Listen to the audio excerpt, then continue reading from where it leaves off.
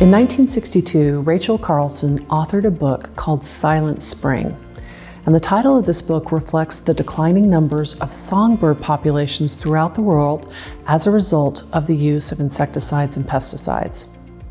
Now, Silent Spring set off a wave of environmental legislation and boosted what at the time was a fairly new ecological movement.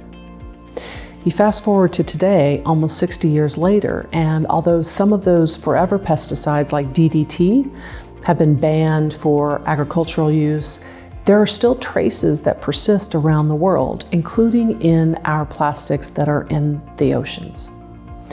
The next generation of pesticides that actually replace DDT can also be considered persistent because we are exposed to them every single day. Pesticides surround us. They can be found in our food supply and are used extensively at our parks and golf courses, in addition to pest control inside our buildings and our homes. And 90% of our water from environments worldwide is contaminated to some degree by pesticides. Now, like most chemicals, pesticides have not been studied for their long-term effect on human health. However, we do know that pesticides work on the nervous system of the insect, basically incapacitating it. Studies have shown that exposure to the pesticide chlorpyrifos during pregnancy, even in small amounts, can harm the developing brain. Lifetime damage can include reduced IQ and delayed development of motor and sensory functions, as well as social and behavioral dysfunction. And in one study, researchers tracked children of farm worker parents whose children are exposed to chronic low doses of pesticides before they're born and in the first years of their life. And they had a higher risk of neurodevelopmental problems like autism than children who are not exposed to these chemicals at all.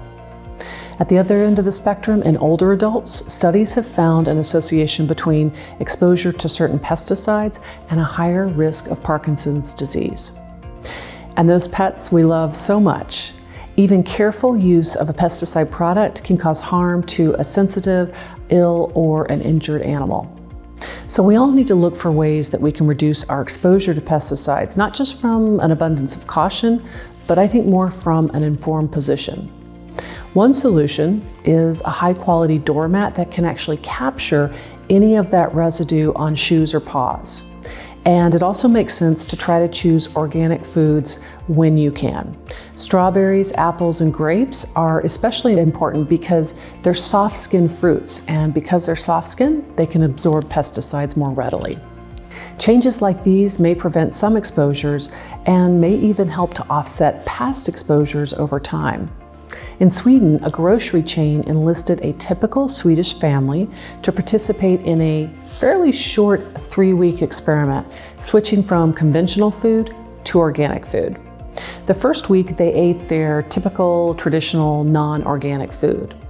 And they took daily urine samples, which showed that 8 of the 10 pesticides measured in the study showed up in their system. After switching to 100% organic food for just 2 weeks, their samples showed that almost all of the pesticides were gone. So awareness leads to change, and in some areas, neighbors are actually banding together to create pesticide-free zones, and that's where pesticides are never being used just for beautification, say, of a park. The European Union determined that there is no safe level for chlorpyrifos and actually banned its sale.